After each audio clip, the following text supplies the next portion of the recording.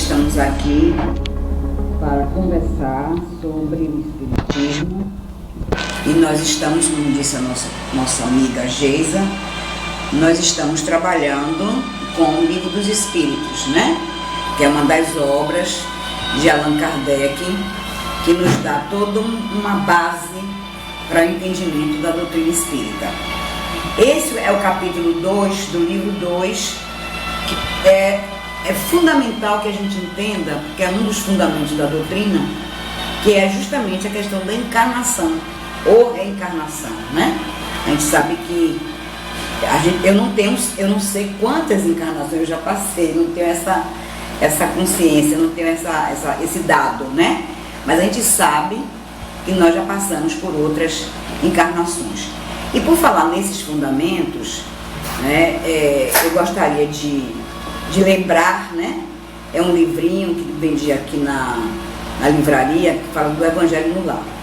E ele traz os fundamentos do Espiritismo. Primeiro é a questão de crer na existência de um único Deus, né? A força criadora de todo o universo, uma força justa, perfeita, bondosa e misericordiosa, que deseja a felicidade de todas as criaturas. Então, assim, essa força, por que eu estou lendo isso? Porque é esse Deus que nos permite essa reencarnação. Um objetivo muito claro que a gente vai ver daqui a pouco. O segundo fundamento do Espiritismo é crer na imortalidade do Espírito, né? Então, também isso é a base do que a gente vai falar hoje. Crer na reencarnação como forma do Espírito se aperfeiçoar, passando por todas as experiências possíveis, numa demonstração da justiça e da misericórdia de Deus, sempre oferecendo novas chances aos seus filhos.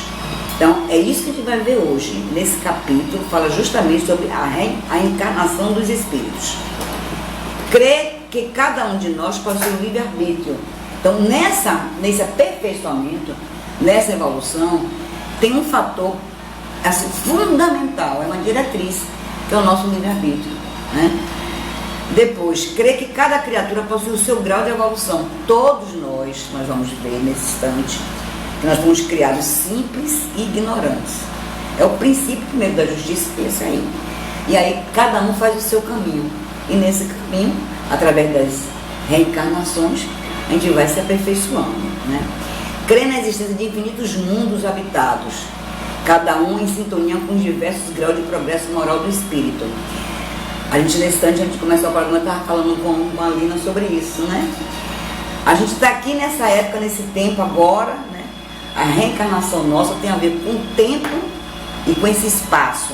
Bom, eu podia estar na China, mas eu estou aqui no Brasil, na Bahia, no Nordeste, né? Então tem tudo a ver, a gente tem que levar em consideração tudo isso. Crer na caridade como única forma de evoluir.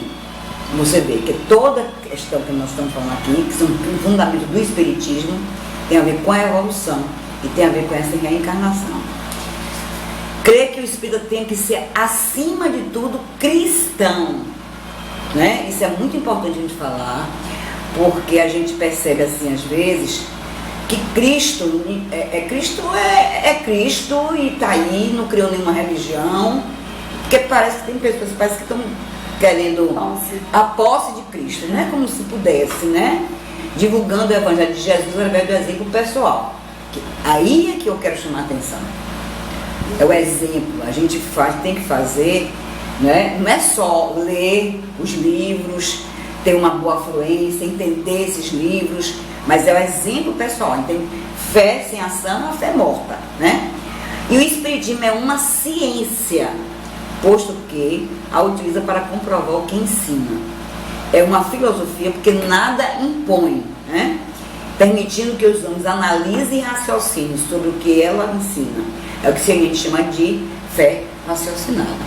Então, assim, tudo isso tem como base o que nós vamos explicar hoje, né? Vamos aqui ler o livro dos Espíritos, né? E ver à luz do objetivo da encarnação. Que objetivo é esse, né? Por que a gente tem que passar por várias reencarnações, né? A gente já viu que o objetivo é o aperfeiçoamento nosso, né? É o espírito, tem um princípio aí de verdadeira democracia, né? Porque todos passam, todos têm direito a isso, não é? E assim, a gente parte do mesmo modo, né? É o princípio da justiça divina. Então assim, a questão, assim, nesse capítulo, nós temos 3 itens. O objetivo da encarnação, da alma, né?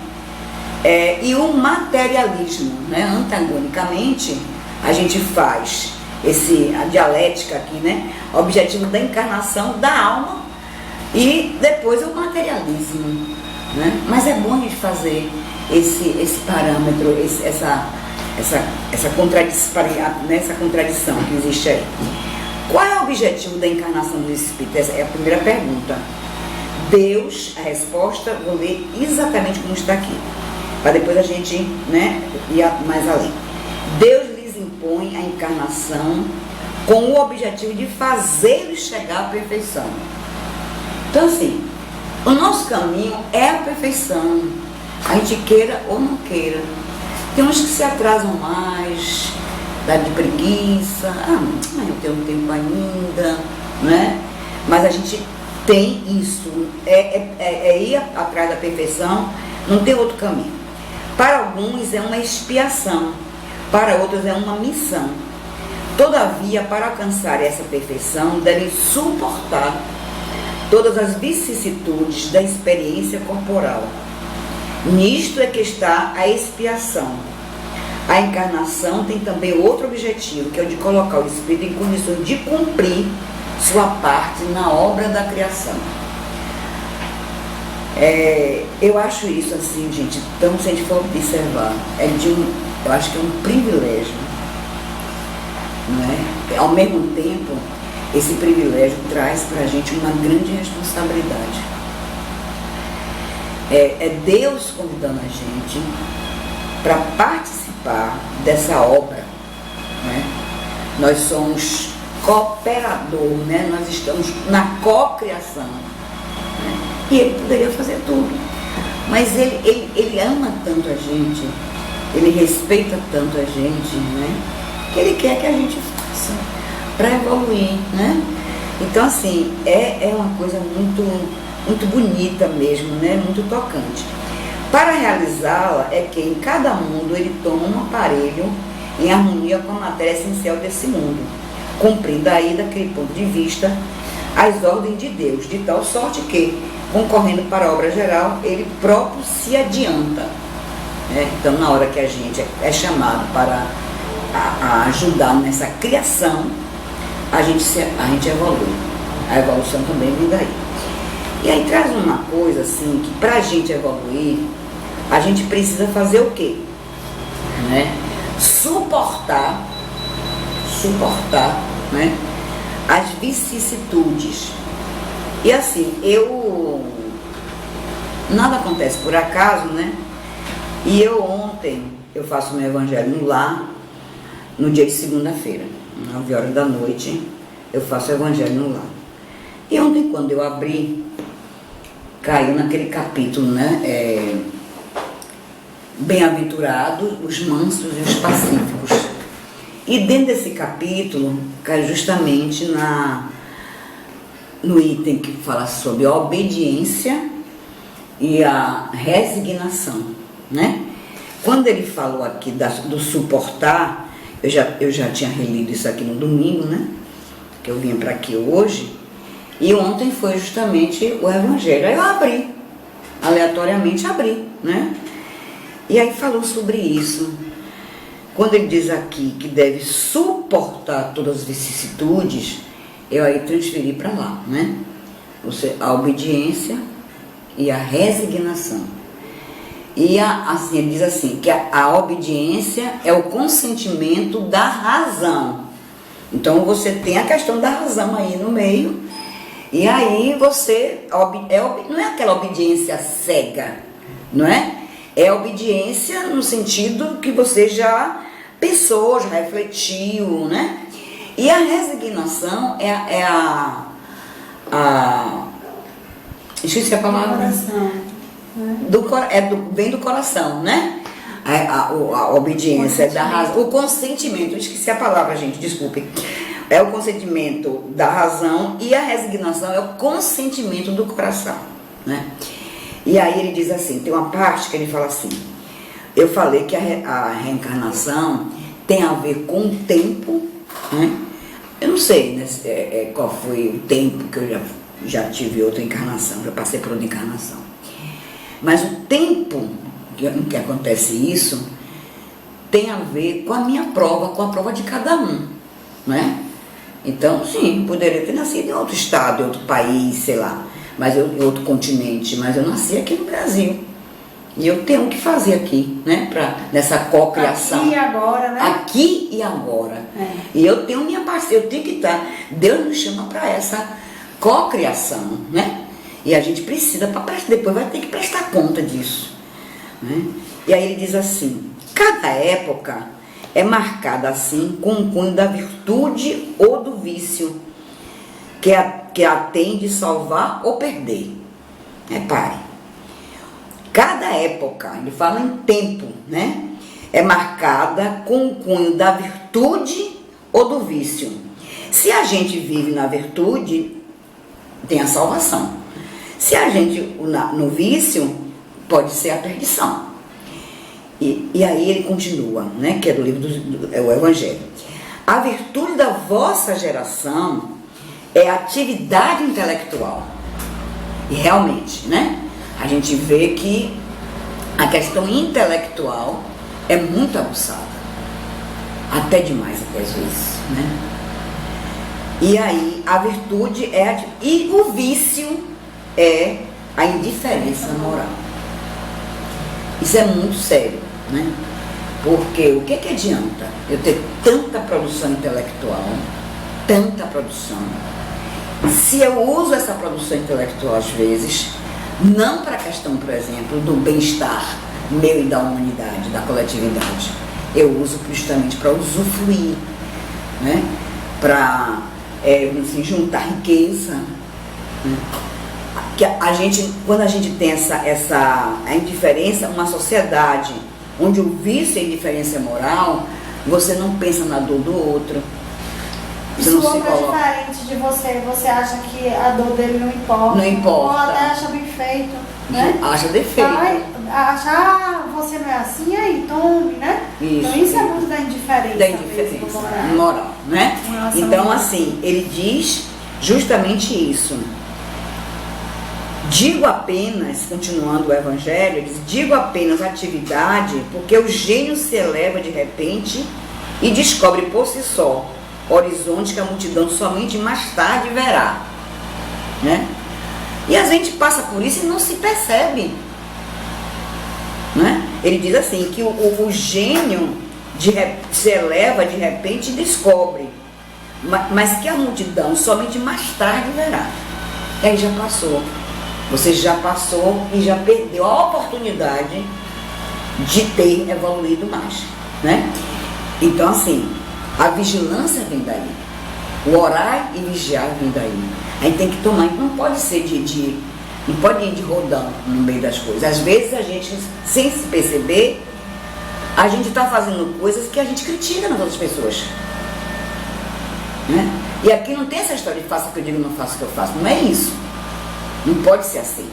Ontem mesmo lá no trabalho a gente teve uma conversa, foi até aniversário de uma colega, e aí às vezes a gente se pega assim, sei lá, o coordenador, a chefa, a diretora, sei lá quem, exigindo tanto de pessoas que não têm a mínima condição, né? Porque chega tarde, porque a pessoa mora longe demais, né? Está ali naquele trabalho, faz o esforço imenso de chegar ali, mas qualquer atraso é visto como uma responsabilidade. Eu tive um diálogo essa semana que me lembra muito isso. Por quê? Uma pessoa reagiu, um estudante, eu sou professora, reagiu violentamente assim num grupo do Zap e falou algumas coisas sobre mim, uma reação inesperada, né? E aí os colegas vieram conversar comigo sobre isso e eu falei, gente, Tem horas que a pessoa que passa por muito problema descontrola e fala o que não queria. Ela veio conversar comigo e ela falou coisas que eu não queria falar e que saiu. Aí falaram assim, não justifica você descontar seus problemas nos outros. A gente usa muito essa frase. Isso, E essa frase é utilizada para dizer problema seu. Porque é muito mais fácil tolerar quem não te agride, quem não traz o problema, mas nós somos humanos. Então nós, em alguns momentos, vamos descontar no outro. Então a caridade e a compreensão vem justamente da gente não julgar isso. Com certeza. Então é isso que eu estava ensinando a ele. Qual a recompensa da gente de só compreender que não desconta nada na gente? É muito fácil. Muito fácil, muito fácil. Não né? E aí eu estava falando justamente isso, que a gente precisa ter muito cuidado. Porque assim, no discurso a gente diz assim, gente, essa relação de trabalho está muito séria, com essa história de tanta terceirização que está acontecendo. Então a terceirização leva o quê? Essas pessoas, ela tem 2 pessoas nesse caso, na minha sala, eles recebem muito pouco, tem que dar 40 horas de trabalho, a assistência médica é péssima, né? E assim vai. E essas pessoas, a gente fica naquela coisa, naquela exigência. Nível de exigência maior do que para quem não é terceirizado. Poxa, e são pessoas que elas produzem muito.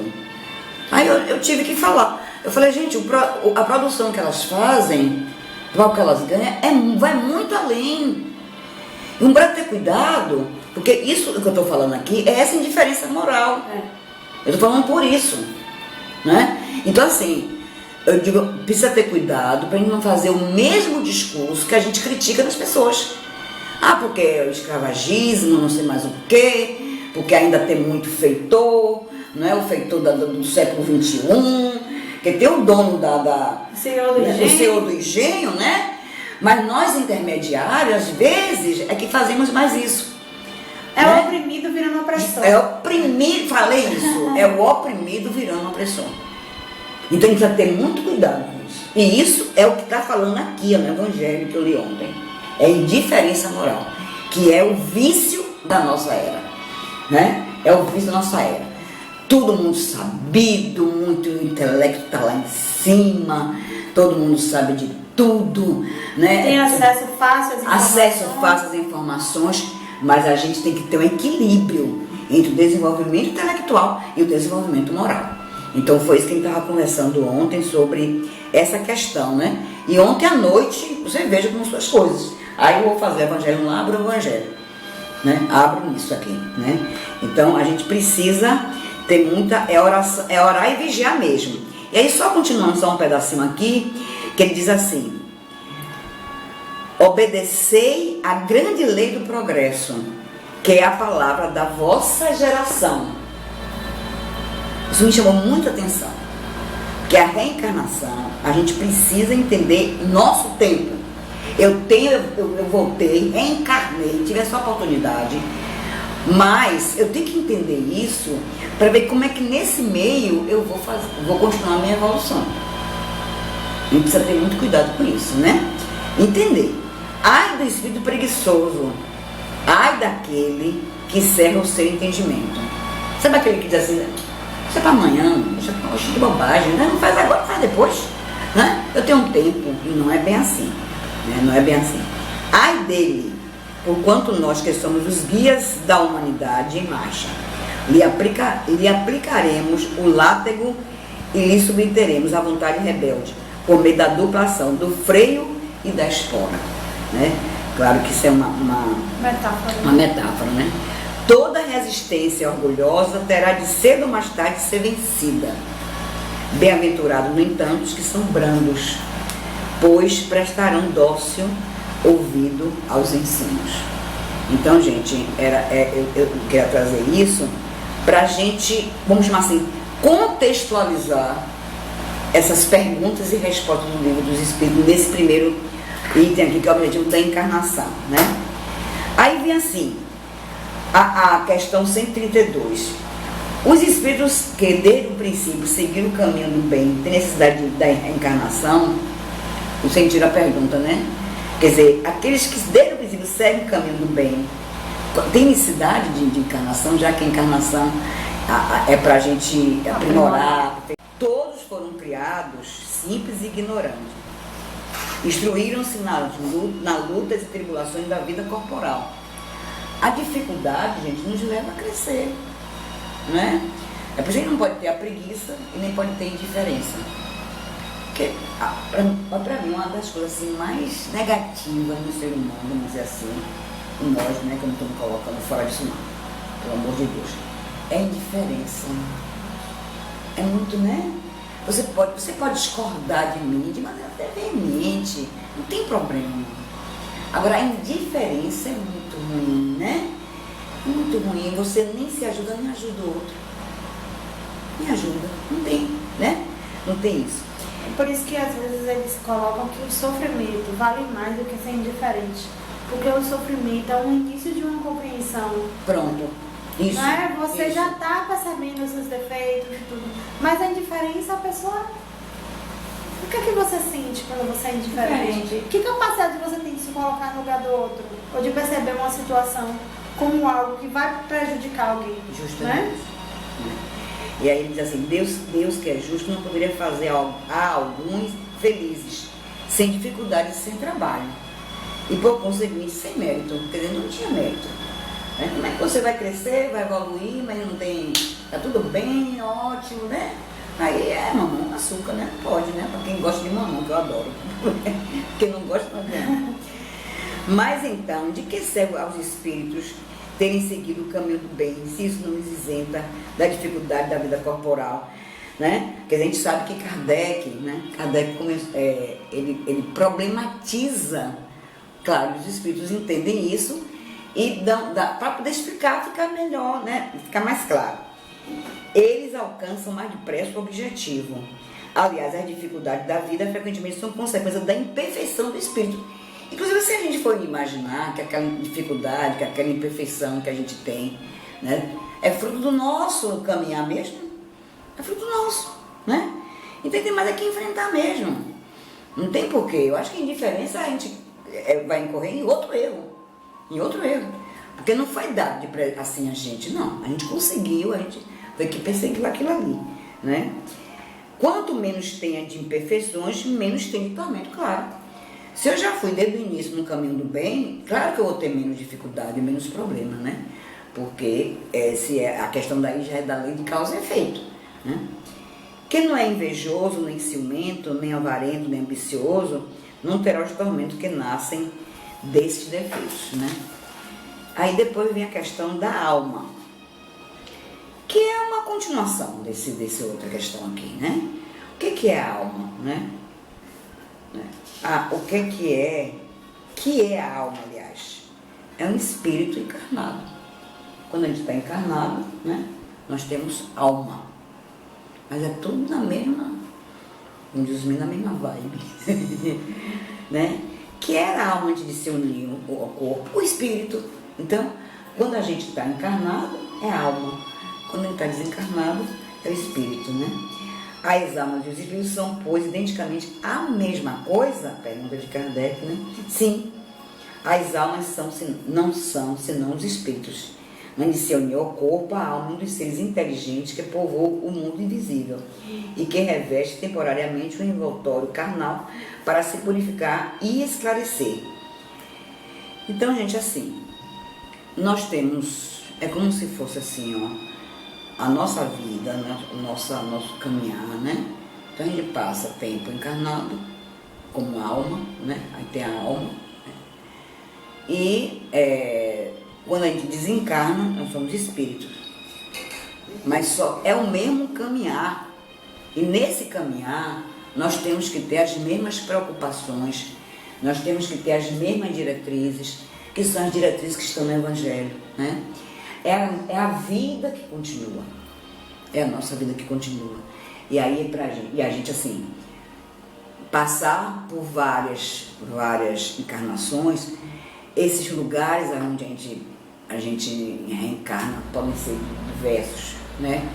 A gente pode ter vidas diferenciadas, a gente pode encontrar pessoas né? Por exemplo, eu tive um filho que hoje em dia pode ter sido, hoje em dia pode ter meu marido, por exemplo, né?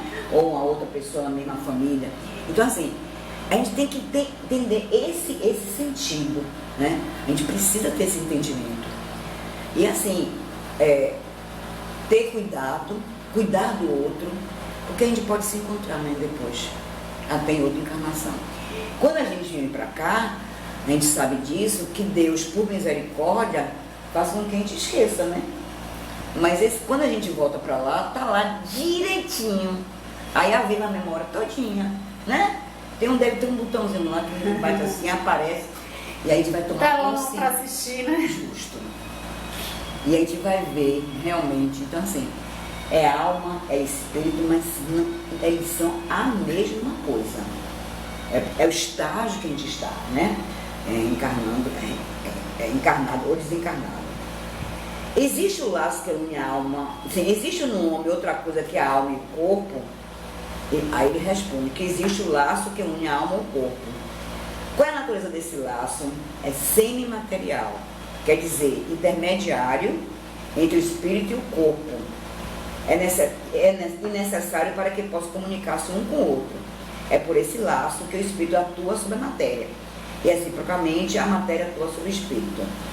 E aqui ele vem, que é o perispírito, né? E aqui ele faz, de uma maneira muito didática, o homem é formado assim de 3 partes essenciais. Primeiro, o corpo, ou ser material, né? Análogo ao dos animais e animado pelo espírito vital. Pronto. Segundo, a alma, espírito encarnado, do qual o corpo é a habitação. Então, essa alma habita o corpo. Terceiro, o princípio intermediário, ou perispírito, substância semimaterial, que serve de primeiro envoltório ao espírito e une a alma ao corpo. São como num fruto o germe, o perisperma e a casca. Então, gente, assim, é uma coisa, é divino, né? Não precisa dizer mais nada não, porque é divino, é perfeito, né? E nós somos assim. E como a gente precisa tratar essa divindade que existe em nós? A gente precisa ter muito cuidado, muita responsabilidade, né? Eu me lembro que quando eu fumava, eu já fiz essa besteira, né? Eu fumei durante 40 anos da minha vida, não foi brincadeira, né? Tem 6 anos que eu deixei. Aí, não, 5 anos que eu deixei. Então, assim, e aí veio uma amiga aqui da casa da caridade, ela veio me explicar o que é que o fumo provoca no perispírito. Eu fiquei com tanto medo, gente. Eu fiquei com tanto medo, né? Porque assim, eu estava maltratando, né? Foi responsabilidade. Porque eu estava maltratando, né? Quer dizer, se o meu corpo abriga, né? A casa, né? Eu estava maltratando isso. E aí ela me falou, me explicou muito direitinho, né? E ela olhou para mim e disse, você precisa por isso. Não foi aquela história do que o povo ficava, não sei o quê. Passava por mim, fazia assim no nariz, sabe? Parecia que eu tivesse até com mau cheiro, era o cigarro, né? Não é aquela coisa chata, né? Não é julgamento. Não, isso. É esclarecimento, isso, esclarecimento. Né? Porque uma vez uma pessoa me disse assim, mas você é espírita? Repara a diferença, viu? Como se a pessoa fosse perfeita e não fizesse. É justamente por isso que eu tô por lá, minha amiga, porque é muita coisa que eu tenho pra, né? E assim, e eu me lembro que quando eu fiz eu fui buscar apoio, porque eu não conseguia sozinha. Aí eu me lembro que Marilinda disse, era um dia, era de terça-feira que eu trabalho aqui, no trabalho de obsessão. E aí Marilinda disse assim, pediu a Hilda, né? Hilda, me lembre, porque enquanto ela estiver lá, a gente vai vibrar por ela aqui, para ajudar. Isso sim, né? Que é a caridade, né? É a caridade. Ela disse, você vai, com certeza, você vai deixar. Até a própria Lívia mesmo, né? Ela não tinha julgamento, não tinha. Né? Ela dizia de vez em quando, ela fazia um tratamento comigo, entende? Então assim, mas o que eu quero chamar a atenção é que, e não deixa de ser um suicídio lento. Inconsciente, muitas vezes. Inconsciente. Mas nesse dia, foi um seminário, aqui nessa sala aqui junto, né, no auditório aqui. E aí ela sentou junto de mim e tinha um palestrante falando sobre perispírito e tal. Ela olhou pra mim e disse assim, deixa eu dizer uma coisinha. Eu falei, você tem moral comigo, você tem direito, porque quem me quer bem tem o direito, né? Quem me quer bem, como ela me quer bem, tem o direito de fazer isso. Aí ela falou pra mim isso, né? E aí eu fiquei muito, eu já estava assim, voltada pra isso, né? Foi o último empurrão. Aí eu procurei, eu não estou cozinhando sozinha e vou acordar. Mas é assim, a gente precisa, vamos dizer assim, a gente precisa tratar bem esse corpo. Assim, tratar bem esse corpo, né? E tem uma pergunta aqui que diz assim, o que seria o nosso corpo se não tivesse alma? Aí diz assim, massa de carne sem inteligência. Entendeu, gente? Tudo que desejar de menos um homem. O nosso corpo sem alma, né? Porque a alma traz o princípio inteligente, né? O mesmo espírito pode encarnar em 2 corpos diferentes ao mesmo tempo? Pode não. Mesmo quando é gêmeo, pode não. Não, o espírito é indivisível e não pode animar simultaneamente 2 seres distintos. Né? Eu acho interessante esse livro, né? Como sempre é muito bom, o Kardec, é que ele faz pergunta que ele sabe qual é a resposta até, né? Mas o intuito dele é que quando as pessoas lessem, não ficassem com dúvidas, né? A verdade é essa. Esclarecer, né? Para esclarecer. É um método mesmo. É um método que ele faz isso, né? Então, e a outra pergunta que eu quero chamar a atenção é que pensar da opinião daqueles que consideram a alma como o princípio da vida material. A resposta dos espíritos é a seguinte, é uma questão de palavras que não a temos. Começar por vos entenderes mutuamente.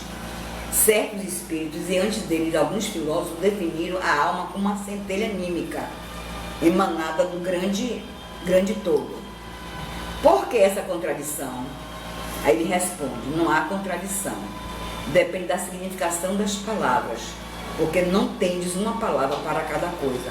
E não tem essa coisa da nossa, né? A limitação. A nossa limitação, né? A gente precisa ver isso. E assim, gente, assim, para terminar, eu recebi essa semana uma mensagem pequenininha, né? De Rubem Alves, né?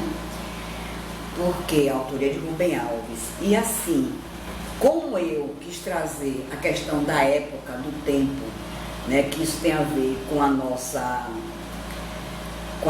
reencarnação, né, o tempo, aonde nós encarnamos, tem a ver com isso. E aí eu trouxe, né, é pequenininha, para concluir o trabalho, né, porque a gente viu pelo livro O Evangelho que a nossa questão, a nossa virtude é a produção intelectual. Mas o nosso vício é a indiferença moral. E aí Rubem Alves traz essa pérola.